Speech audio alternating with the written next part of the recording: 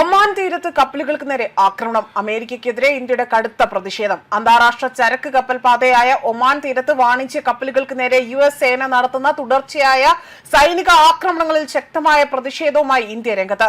കഴിഞ്ഞ 4 ദിവസത്തിനിടെ തന്നെ മൂന്നാമത്തെ കപ്പലിന് നേരെയും ആക്രമണം ഉണ്ടായതിനെ തുടർന്നുകൊണ്ട് ഡൽഹിയിലെ അമേരിക്കൻ സ്ഥാനാപതി കാര്യാലയത്തിന്റെ ചുമതലയുള്ള ജെയ്സൺ വിക്സിന്റെ വിദേശകാര്യ മന്ത്രാലയം അവിടെ വീണ്ടും വിളിച്ചു വരുത്തിക്കൊണ്ട് പ്രതിഷേധം അറിയിക്കുകയാണ് ചെയ്തിരിക്കുന്നത്. ഇന്നലെ തന്നെ 20 ഇന്ത്യൻ നാവികർ ആകട്ടെ സഞ്ചരിക്കുന്ന MT ജൽവീർ ചരക്ക് കപ്പലാണ് ആക്രമണത്തിന് ഇരയായതും. കപ്പലിൽ ഉണ്ടായിരുന്ന എല്ലാ ഇന്ത്യൻ നാവികരും സുരക്ഷിതരാണ് എന്നും അധികൃതർ ഇപ്പോൾ വ്യക്തമാക്കിയിരിക്കുകയാണ്. 4 ദിവസത്തിനിടെ തന്നെ 2ാം തവണയാണ് US നയതന്ത്ര പ്രതിനിധിയെ ഇന്ത്യ ഇപ്പോൾ നേരിട്ട് വിളിച്ചു വരുത്തിക്കൊണ്ട് അതൃപ്തി അറിയിക്കുന്നത്.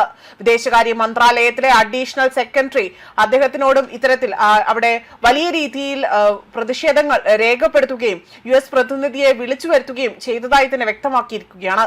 അന്താരാഷ്ട്ര ചരക്ക് കപ്പൽ പാതയായ ഒമാൻ തീരത്ത് വാണിജ്യ കപ്പലുകൾക്ക് നേരെ US സേന നടത്തുന്ന തുടർച്ചയായ സൈനിക ആക്രമണങ്ങളിൽ കടുത്ത പ്രതിഷേധമായിരുന്നു ഇന്ത്യ അറിയിച്ചത്. അതായത് കഴിഞ്ഞ 4 ദിവസം കൊണ്ട് നടക്കുന്ന ഈ ഇത്തരത്തിലുള്ള പ്രവൃത്തി, അത്തരത്തിൽ ആക്രമണമുണ്ടായ പശ്ചാത്തലത്തിൽ അവിടെ താൽക്കാലികമായി ചുമതലയിലുള്ള പ്രതിനിധിയെ വിളിച്ചു വരുത്തുകയും ഇതോടുകൂടി തന്നെ ഇന്ത്യ അമേരിക്ക ബന്ധത്തിൽ കൂടുതൽ വിള്ളലുകൾ വീഴുമോ എന്ന ചോദ്യങ്ങളടക്കം ഉയർന്നു കേൾക്കുകയാണ്.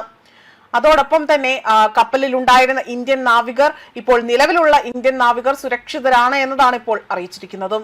അതോടൊപ്പം തന്നെ ഇറാനിൽ നിന്നുള്ള എണ്ണക്കടത്ത് തടയാൻ US ഏർപ്പെടുത്തിയ ഉപരോധം ലംഘിച്ചുവെന്ന് ആരോപിച്ചാണ് ഒമാൻ തീരത്ത് US സെൻട്രൽ കമാൻഡ് ആകട്ടെ കപ്പലുകൾക്ക് നേരെ വ്യോമാക്രമണം നടത്തുന്നത്.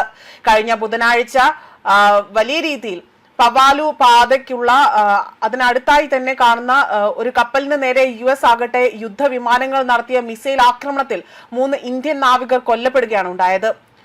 ഡെക്ക് കമാൻഡർ ആയ ആദിത്യ ശർമ്മ, എഞ്ചിൻ ഫിറ്റർ ശിവാനന്ദ് ചൗധരി, അതേപോലെ തന്നെ ചീഫ് എഞ്ചിനീയർ പാട്നാല സുരേഷ് എന്നിവരാണ് അവിടെ മരിച്ചത്.